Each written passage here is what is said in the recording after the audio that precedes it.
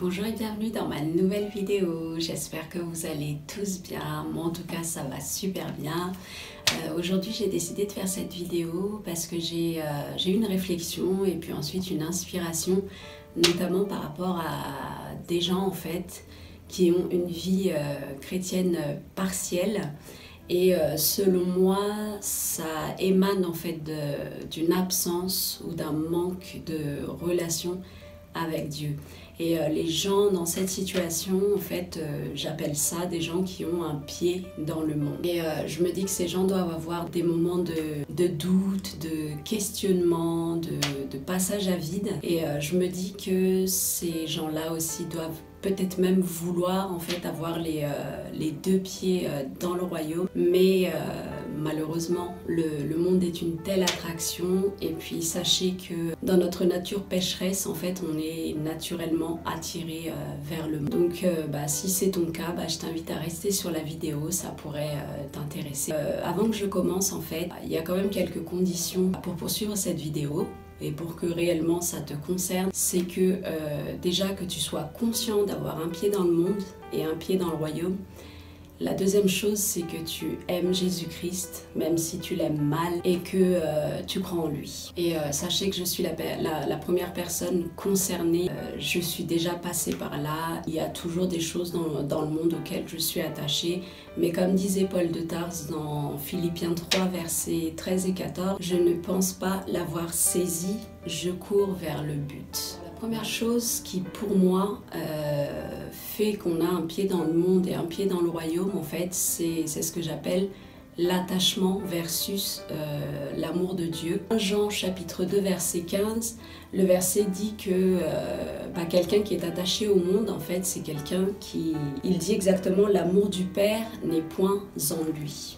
Et je vous rassure tout de suite, ça ne veut pas dire que Dieu ne vous aime pas. Et ça ne veut pas non plus dire que Dieu, en fait, nous dit de ne pas aimer le monde. En fait, il y a une différence entre avoir de la sympathie pour Dieu et entre le fait d'avoir reçu la révélation de l'amour de Dieu, la révélation de la grandeur de l'amour de Dieu. Et généralement, quand on a reçu cette révélation, en fait, ça donne le verset qui se trouve dans Matthieu chapitre 6, verset 21 qui dit « Car là où est ton trésor, là aussi sera ton cœur ».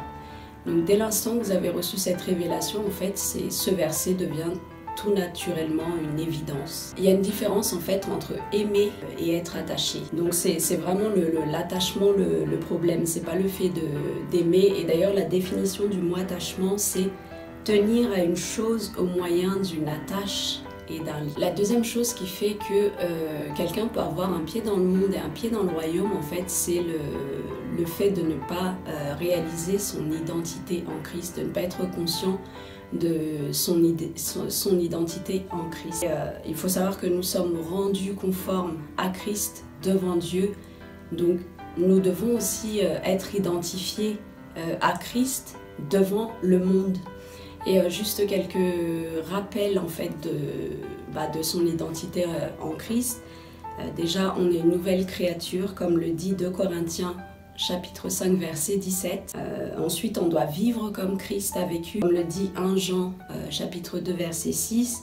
Pour rappel, Jésus il était pleinement incarné dans le monde, mais il n'appartenait pas au monde. Et nous devons vivre de la même manière et c'est tout à fait possible. Philippiens chapitre 2 verset 15 dit que nous sommes des enfants de Dieu et que nous devons briller comme des lumières devant le monde. Galates chapitre 1 verset 4 nous dit aussi, nous rappelle d'ailleurs, puisqu'on le sait déjà, qu'à la croix, Jésus nous a arrachés à ce monde. Et la Bible utilise bien le terme arraché. Du coup, lorsque vous êtes conscient de votre identité en Christ, lorsque vous décidez de vivre en fait comme Christ, et forcément vous allez aussi rencontrer la même opposition que Jésus l'a rencontrée. Et d'ailleurs, c'est un très très bon signal, c'est une très très bonne indication que quand on rencontre en fait des oppositions dans le monde, surtout à cause du nom de Jésus, surtout à cause de notre foi, ça veut dire que vraiment on ressemble de plus en plus à Christ et c'est ça le chemin de sanctification. Si vous êtes découragé justement à cause de ces oppositions-là, rappelez-vous dans Jean 16 verset 33, Jésus il dit « prenez courage, j'ai vaincu le monde. Alors la troisième chose qui fait que qu'un chrétien ait un pied dans le monde, c'est le verset dans Romains chapitre 12 verset 2 qui dit « Ne vous conformez pas au monde, ne vous conformez pas au siècle présent ». Et ce verset-là ne veut pas dire en fait qu'il faut se retirer carrément du monde, comme par exemple les moines. Ça veut simplement dire en fait ne pas vivre selon les principes et les mœurs du monde. J'imagine qu'il y a des gens qui vont certainement penser que quand tu ne te conformes pas au monde, en fait, du coup, tu as une vie chrétienne, tu as une vie ringarde, que tu es coincé, que tu as une vie de coincé et que ta vie manque de fun. Et ben pas du tout. J'aimerais dire à ces gens-là que quand on applique ces trois conseils-là, en fait, on vit vraiment cette vie en abondance dont la Bible parle. Notamment le verset qui est très connu dans Jérémie 29:11 qui dit que c'est Dieu qui parle et il dit que je connais les projets que j'ai formés pour vous, des projets de paix et non de malheur. Et j'aimerais aussi dire à ces gens-là que, comme le dit la Bible dans 1 Corinthiens chapitre 1 verset 18, que la prédication est une folie pour ceux qui périssent, mais pour nous qui sommes sauvés, c'est une puissance de Dieu. Donc maintenant que vous avez ces trois conseils-là pour ne plus avoir un pied dans le monde, peut-être que vous posez la question de qu'est-ce qu'il faut abandonner alors dans le monde. Chacun a des choses auxquelles il est attaché dans le monde, donc je vais répondre de manière générale. Donc moi je dirais simplement que la première chose, c'est comme le dit le verset dans Osée chapitre 4 verset 6, où il dit « Mon peuple périt faute de connaissance ». Donc déjà la première chose à faire avant d'abandonner quoi que ce soit, c'est de sortir de l'ignorance tout simplement en lisant la Bible et découvrir en fait qu'est-ce qui est biblique et qu'est-ce qui ne l'est pas, pour découvrir aussi la volonté parfaite de Dieu. Je sais plus c'est quel verset, mais il y a un verset qui dit, c'est la suite de Romains 12:2 me semble-t-il, que quand il dit ne vous conformez pas au siècle présent, mais laissez-vous transformer par l'Esprit Saint, afin que vous sachiez ce qui est agréable, ce qui est digne de louange et ce qui plaît en fait tout simplement à Dieu. Je vous invite aussi à appliquer le verset qui se trouve dans Jean 8 verset 22 qui dit que la vérité vous affranchira. Donc découvrez la vérité dans la Bible et la vérité vous rendra libre. Posez-vous la question de est-ce que ça glorifie Dieu? Et quand vous posez cette question-là, ce que je peux vous dire, ce serait le verset dans 1 Corinthiens chapitre 10 verset 23 et le verset dans 1 Corinthiens chapitre 6 verset 12 qui dit « Tout m'est permis mais tout n'est pas utile ».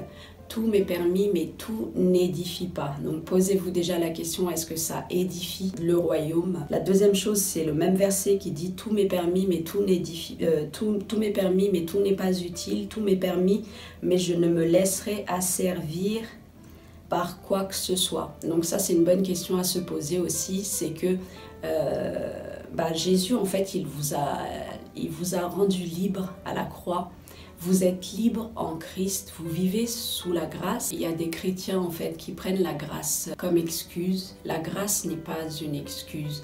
Oui, Dieu, il est amour, mais il ne faut pas oublier que Dieu, il est juste aussi. Et juste pour finir, je vais vous laisser avec le verset qui est dans Romains chapitre 11 verset 22 qui dit de considérer à la fois la bonté et la sévérité de Dieu. Voilà, j'ai terminé pour cette petite vidéo conseil qui, j'espère, pourra vous aider à avoir les deux pieds dans le royaume. Encore une fois, c'est pas Dieu qui a un intérêt à ce que vous ayez les deux pieds dans le royaume. C'est vous, pour que vous puissiez vivre cette vie en abondance. Donc je vous invite vraiment à appliquer les trois conseils que je vous ai donnés, à vous remettre en question, à vous référer toujours à la parole de Dieu. Merci en tout cas d'être resté jusqu'à la fin de cette vidéo. Je vous dis à bientôt pour la prochaine vidéo et d'ici là, prenez soin de vous et que Dieu vous bénisse abondamment.